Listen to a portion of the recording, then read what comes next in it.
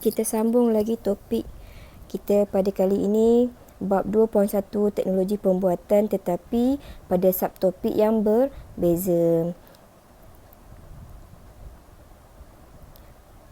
Okey, sepatutnya di akhir pembelajaran ini kamu semua akan dapat pada poin 2.14 membuat lakaran model 3D bermaklumat, menganalisis lakaran model, membuat acuan model 3D, membuat 3D berdasarkan proses kerja secara acuan dan menggunakan pen 3D, membuat kemasan model 3D menggunakan elektrostatik dan elektroplating, menilai model 3D yang telah dihasilkan, dan yang terakhir, awak semua boleh menjana idea untuk menghasilkan reka bentuk produk yang lebih efisien, atau kata nama lainnya, awak semua akan membina amali dalam tajuk tersebut. Cuma kita tidak buat pada waktu pembelajaran kali inilah.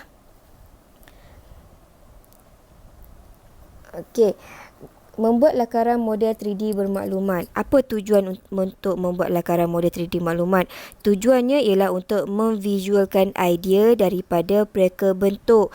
Maksud saya selalu ulang, jika awak ada idea, awak kena terjemahkan dalam bentuk lakaran. Tak boleh idea secara imajinasi semata-mata. Seorang pereka bentuk mesti memvisualkan segala idea reka bentuknya dalam bentuk lakaran.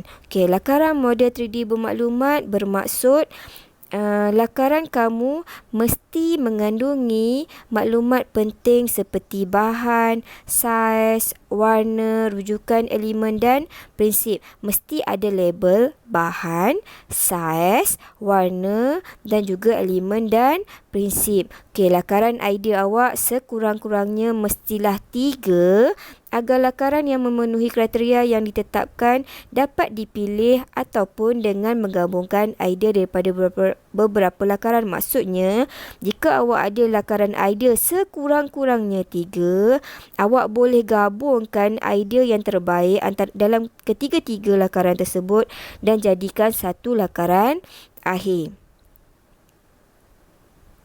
Okey, ini contohnya bila awak ada 3 lakaran. Lakaran pertama, okey, lakaran kedua, lakaran ketiga. Ketiga-tiga lakaran ini mengandungi maklumat. Ini yang kita namakan lakaran 3D bermaklumat. Daripada ketiga-tiga lakaran ini, awak gabungkan ideanya untuk mendapat lakaran yang akhir sekali. Okey, yang pertama, yang kedua, ketiga dan yang bila digabungkan, awak akan dapat rajah 2.16 dalam lakaran akhir, iaitu lebih kurang awak punya Beyblade yang dekat rumah tu. Okey, Beyblade. Betul kan saya sebut? Okey. Faham ya setakat ni? Okey.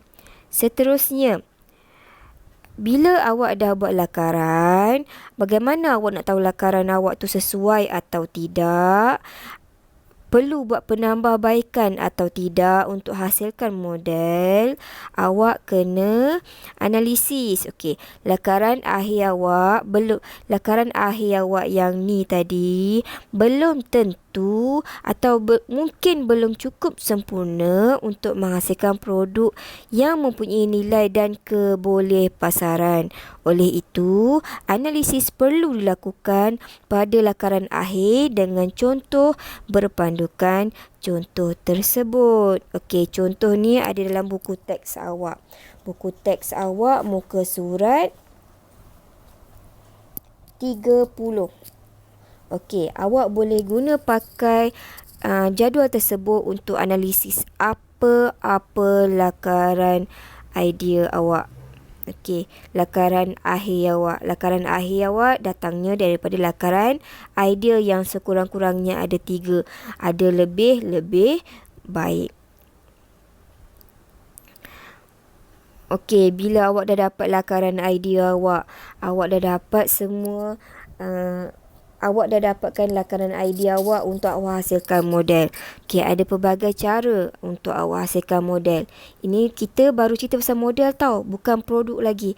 Baru kita ceritakan mengenai model. Okey, pelbagai kaedah yang digunakan bagi menghasilkan sesuatu produk. Okey, membuat acuan model 3D. Yang pertama ialah tuangan, kaedah tuangan, proses membentuk sesuatu produk atau sebahagian melalui proses peleburan dan menuangnya di dalam acuan yang telah disediakan. Kemudian, kaedah acuan. Rongga yang terdapat pada acuan menyerupai bentuk-bentuk produk sebenar. Bahan dimasukkan ke dalam acuan sama ada melalui tuangan ataupun injection molding dan dibiarkan mengeras. Okey. Seterusnya, kaedah pembentukan. Proses mengubah bentuk sesuatu bahan menjadi bentuk lain yang boleh digunakan untuk membina suatu produk. Kemudian, kaedah pemesanan. Proses membuang sesuatu bahan daripada bahan supaya menjadi bentuk yang dikehendaki. Kemudian, proses ataupun kaedah sambungan. Bahagian atau komponen yang dihasilkan melalui proses sebelumnya disambung supaya menjadi satu produk baharu yang boleh berfungsi. Ada pelbagai kaedah. Tapi dalam buku teks awak hanya ada 5 kaedah yang awak perlu ingat dan awak perlu tahu. Okey, seterusnya apa yang dimaksudkan dengan acuan? Acuan ialah bekas tempat menuang bahan sesuatu yang hendak dibentuk. Contohnya awak nak buat agar-agar. Biasakan awak tengok kat rumah mak awak buat agar-agar bentuk love, agar-agar bentuk macam macam mangkuk cantik yang saya tak tahu bentuk apa tu. Yang macam bulat bersegi-segi tu. Itu maksudnya, itu tujuannya awak masukkan apa-apa produk dalam acuan untuk membentuk model. Okey, kenapa saya sebut contoh agar-agar? Agar-agar bukan reka bentuk. No. Agar-agar, bentuk agar-agar merupakan reka bentuk. Reka bentuk dalam makanan, bagaimana ia ditampilkan, bagaimana ia nak dijual. Okey, kalau saya sebut makanan, reka bentuk tak semestinya telefon. Reka bentuk ni macam-macam. Segala apa yang ada di sekeliling awak itu merupakan reka bentuk. Okay, saya ulang sekali lagi apa yang dimaksudkan dengan acuan. Bekas tempat menuang bahan sesuatu yang hendak dibentuk. Okey, ni contoh-contoh acuan. Okey, acuan baulu, acuan kuih cara. Okey, nampak tak? Pelbagai jenis bentuk acuan. Okey. Kenapa awak nak bina model? Okey, kenapa awak nak bina model? Kerana objek ini model yang awak hasilkan akan menyerupai reka bentuk produk awak. Okey, ia akan diguna pakai untuk awak buat pameran ataupun awak bincangkan lagi model tu sesuai atau tidak. Terdapat 2 jenis model yang digunakan, iaitu model statik dan juga model berfungsi. Apa maksud model statik? Model statik dihasilkan untuk menunjukkan rupa bentuk sebenar produk. Penilaian dilakukan dari segi rupa bentuk, warna, saiz dan pembuatan proses. Okey, kalau model berfungsi pula dihasilkan untuk menilai kefungsian beberapa bahagian pada produk. Penilaian dilakukan dari segi pergerakan, kesesuaian cantuman dan jenis bahan yang digunakan. Okey, terdapat 2 jenis model yang digunakan, iaitu model statik dan juga model berfungsi. Ini kita cerita berbeza dengan konsep model dan juga mockup yang awak belajar semasa tingkatan 1. Model dan mockup berbeza. Mockup ialah model olokan, manakala model ialah model terdiri pada 2, iaitu model separa berfungsi ataupun model berfungsi menyerupai produk yang awak nak bina. Okey, dalam tajuk ini awak nak buat model. Awak nak buat model yang separa berfungsi ataupun model yang berfungsi sepenuhnya tadi dalam 2 jenis, iaitu model statik, model berfungsi. Kalau statik awak nak tengok dari segi rupa, kalau model berfungsi awak nak nilai dari segi kefungsiannya. Okey, proses menghasilkan acuan model 3D. Proses menghasilkan acuan model 3D dengan pertama menghasilkan model 3D, kemudian buat acuan dan awak buat tuangan. Bagaimana tu? Okey, menghasilkan model 3D. Model 3D bermaksud model awal yang digunakan untuk mendapatkan rupa bentuk luaran dalam proses pembinaan acuan. Maksudnya tadi awak kena buat rupa bentuk dia. yang basic dia dulu untuk awak buatkan acuan. Pelbagai bahan boleh digunakan untuk menghasilkan model awal 3D seperti lilin, tanah liat, kayu dan plastik. Kaedah terkini menghasilkan model awal 3D adalah dengan menggunakan mesin pencetak 3D. Okey, ini jika kita banyak duit, kita boleh beli. Jika dah letakkan di bengkel dan awak boleh guna pakai. Kita cuba kumpul duit supaya awak boleh cuba menggunakan mesin tersebut. Okey. Mesin ni seronok kalau ada. Okey, kemudian bila awak dah hasilkan model awal 3D, awak buat acuan. Acuan merupakan bekas tuangan sesuatu bahan yang hendak dibentuk. Tadi saya sebutkan, acuan merupakan bekas tuangan sesuatu bahan yang hendak dibentuk. Bekas ini dibentuk menggunakan pasir, tanah liat dan plaster of Paris. Selain itu, boleh menggunakan botol, kulit kerang, tanah liat, kayu, zinc dan simen. Kemudian awak buatlah proses tuangan. Sama ada tuangan panas atau tuangan sejuk. Apa beza tuangan panas dan tuangan sejuk? Tuangan panas merupakan satu teknik tuangan yang menggunakan haba untuk mencairkan bahan tuangan. Contohnya awak ada emas, awak ada ketulan emas. Okey, awak nak hasilkan bentuk-bentuk emas. Okey, awak ada acuan, kemudian awak nak bentukkan emas, awak kena cairkan dahulu. Berbeza dengan kalau guna plaster of Paris atau resin epoxy. Okey, resin epoxy awak menggunakan kaedah tuangan sejuk, tidak menggunakan haba untuk mencairkan bahan tuangan. Okey, kaedah-kaedah ini kita akan buat amali semasa kita bersemuka nanti. InsyaAllah jika ada rezeki secara semuka, kita akan buat amali. Okey, kemudian proses menghasilkan acuan menggunakan plaster of Paris. Okey, sebenarnya semua ini ada dalam buku teks awak, muka surat 33. Sediakan plaster of Paris, campurkan dengan air sehingga menjadi paste. Letakkan di dalam bekas. Okey, macam mana nak jadikan paste? Berapakah nisbahnya? 1:3. Okey, 1 cawan air, 3 plaster of Paris ataupun tak sampai 3. Okey, letakkan di dalam bekas, kemudian sapukan lapisan minyak pada model awal 3D. Celupkan separuh bahagian model awal 3D ke bahagian dalam paste plaster of Paris. Biarkan sehingga kering. Ulang langkah 1 hingga langkah 6. Tanggalkan model awal 3D dengan berhati-hati, kemudian bersihkan acuan yang terbentuk. Okey, ini langkah-langkahnya. Mungkin awak tak nampak, tapi awak kena hafal dan nanti kita akan guna pakai semasa amali. Okey, yang seterusnya, membuat model 3D berdasarkan proses kerja. Okey, penggunaan acuan dan tuangan. Rujuk buku teks awak untuk nampak lebih jelas, iaitu muka surat 34. Okey, semasa amali, jika kita dapat jalankan amali ataupun projek, kita akan jalankan, awak atau kita atau saya akan menjalankan aktiviti tersebut. Yang pertama, A, penggunaan acuan dan tuangan menggunakan epoksi dan juga penggunaan pen. Dan yang kedua iaitu B, penggunaan acuan dan tuangan menggunakan pen 3D.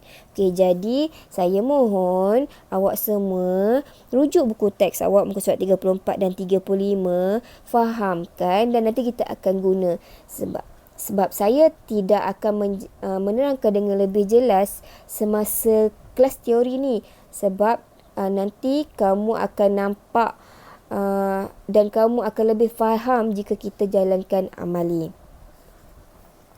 Okey, bila awak dah faham bagaimana awak nak buat produk tersebut tadi, sama ada awak gunakan epoksi, awak gunakan pen 3D, awak boleh membuat kemasan model 3D menggunakan teknik elektrostatik dan juga elektroplating. Okey, tujuan membuat kemasan untuk melindungi permukaan produk daripada cala dan karat, daripada tindak balas udara dan air, menambah nilai estetika pada produk dengan memberi kesan warna yang cantik dan tekstur yang menarik. Okey, ada pelbagai cara. Sembur, ada sapu, pelekat dan juga electroplating. Okey, sembuh macam biasalah, awak guna cat, awak spray kan. Okey. Kemudian awak boleh sapu guna berus, awak guna cat licau, awak guna shellac. Pelekat awak guna stiker. Bahan apa yang boleh guna pelekat? Itu kayu, MDF. Okey, kemudian electroplating. Electroplating khas untuk bahan binaan keluli. Bahan kemasan dia sama ada awak gunakan perak ataupun emas. Ini yang banyak jual Zulian kan, yang silver yang kat pasaran-pasaran tu yang awak beli. Dalamnya keluli tapi disadukan dengan emas. Okey, elektrostatik. Satu kajian sains yang digunakan untuk menjelaskan cas-cas elektrik yang statik. Okey. Statik bermaksud tidak bergerak, iaitu cas elektrik berada pada permukaan atau di tempat cas itu terhasil. Cas yang terhasil terdiri daripada cas positif dan cas negatif. Okey, contohnya aku tengok gambar kanak-kanak budak tu kan, belon tu. Pernah try tak macam ni? Okey, nanti awak beli belon atau awak cari kat rumah belon, awak try gosok-gosok belon, awak letak kat rambut. Dia tarik tak rambut tu? Okey, itu contoh elektrostatik. Kemudian electroplating tadi tujuannya untuk menyadu keluli kan. Okey, satu kaedah kemasan yang digunakan untuk membuat saduran pada permukaan bagi menghilangkan kelemahan sesuatu bahan. Kaedah ini sesuai pada bahan pembuatan yang menggunakan logam seperti bahan asas keluli. Kaedah ini menggunakan kekonduksian elektrik untuk melakukan proses penyaduran. Okey, kaedah electroplating ni ataupun kaedah elektrolisis, sebenarnya basic dia asas ialah kaedah elektrolisis, tapi kita panggil electroplating sebab dia electroplate, sadur pada awak punya keluli awak. Okey, kalau nak nampak lebih seronok, tajuk ini awak belajar masa tingkatan 4 kalau awak ambil kimia nanti. Elektrolisis, awak faham bagaimana dia berlaku.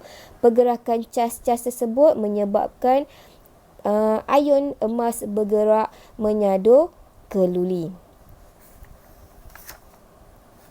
Okey, ini keperluan untuk buat proses electroplating. Okey, bahan-bahan yang digunakan untuk melakukan proses electroplating terdiri daripada beberapa jenis. Setiap bahan itu mempunyai fungsi dan kegunaan seperti yang ditunjukkan pada rajah 2.1.15 dalam buku teks awak, muka surat 37. Wajib ada cecair elektrolit, larutan yang membenarkan arus elektrik bertindak balas dengan bahan saduran dan bahan yang disadur. Kemudian bika mesti ada, kemudian kepengan bar, tembaga, sel 9 voltan punca, ni sumber elektrik mesti kena ada. Kemudian wayar. Okey, kenapa kena ada wayar? Sebab untuk alirkan elektrik supaya ada aliran-aliran cas, pergerakan cas dalam cecair elektrolit tadi. Okey, awak nak lebih faham, cikgu mohon kalau awak berminat untuk lebih faham, awak boleh rujuk tajuk elektrolisis. Awak boleh Google tajuk elektrolisis. Elektrolisis, ELEKTROSIS, elektrolisis. Okey ya. Okey, bila awak dah hasilkan model-model tadi menggunakan acuan dan tuangan tadi, menggunakan epoksi, menggunakan resin ataupun model-model lain, awak mesti menilai model 3D tadi, menilai model 3D yang telah awak hasilkan tadi untuk mengatasi kelemahan yang mungkin timbul. Okey, setiap model 3D yang dihasilkan mesti dinilai bertujuan untuk mengatasi kelemahan yang mungkin timbul. Okey, tadi awak ada lakaran idea, daripada lakaran idea awak gabungkan untuk dapat lakaran akhir, kemudian awak analisis lakaran untuk awak hasilkan model. Sekarang bila awak dah ada model, awak boleh reka produk, awak boleh bina produk, tetapi model awak bina tadi mestilah dianalisis dulu, mestilah dinilai dulu untuk atasi kelemahan yang mungkin timbul. Okey, hanya beberapa aspek dapat dinilai kerana bukan produk sebenar, hanya model yang dibina tadi kan, model statik ataupun model fungsi. Model statik ataupun model apa tadi? Model berfungsi. Okey, jadi hanya beberapa aspek yang awak boleh nilai. Awak tak boleh nilai sekaligus. Sebab macam saya ulang lagi kerana hanya model yang dibina. Jadi berdasarkan model tadi, awak binalah produk awak menggunakan analisis-analisis yang awak dah cari tadi, yang awak dah nilai tadi. Okey, bagaimana awak nak analisis, awak nak nilai model awak? Berdasarkan elemen-elemen dan prinsip-prinsip yang ada. Awak gunalah jadual 2.1.5 sebagai reka bentuk asas. Okey, memadai awak rujuk borang penilaian reka bentuk produk yang ada pada muka surat 38 ni, yang saya tayangkan ni. Okey, sebagai reka bentuk asas, memadai awak nilai menggunakan borang penilaian ini. Okey, awak nilailah ada ke tidak garisan, rupa, bentuk, saiz, ruang, keseimbangan. Okey, awak nilai semua ni. Kalau ada, bagus. Kalau ada, model awak tersebut menepati apa yang awak perlukan. Jadi daripada model tersebut, awak bolehlah buat apa? Menjana idea untuk penghasilan reka bentuk produk yang lebih efisien. Setiap produk perlu ditambah baik dari semasa ke semasa supaya ada daya saing dengan produk yang sama tetapi pengeluar yang berbeza, ataupun supaya produk yang awak hasilkan lebih kompetitif dan mempunyai kelebihan dalam pasaran. Okey, setiap produk perlu ditambah baik, maksudnya awak kena buat inovasi. Setiap produk yang awak bina mesti diinovasi supaya lebih kompetitif dan mempunyai kelebihan dalam pasaran. Apa maksud inovasi? Membuat pengubahsuaian pada produk yang sedia ada. Okey, ini contohnya. Dulu awak jual gasing yang tali ni, kemudian awak jual gasing yang lebih cantik bentuknya. Kemudian sekarang reka bentuk macam Beyblade ni kan, lebih kompetitif. Orang lagi berminat nak beli, kanak-kanak pun nak beli. Kalau yang tradisional mungkin orang dewasa saja suka kerana koleksi, tapi sekarang dewasa dan kanak-kanak semua nak beli sebab nampak minat dengan ni. Lagi-lagi masuk dalam cerita kartun kan, cerita Beyblade. Betul kan? Okey, setakat ni saya harap awak faham dan untuk nampak lebih faham dalam pembuatan model 3D berdasarkan proses kerja, InsyaAllah secara bersemuka nanti kita akan buat amali menggunakan epoksi, resin epoksi dan juga menggunakan pen 3D. Jadi cikgu mohon awak rujuk dulu, awak carilah sumber-sumber untuk awak tengok apakah itu resin dan bagaimana menggunakan pen 3D.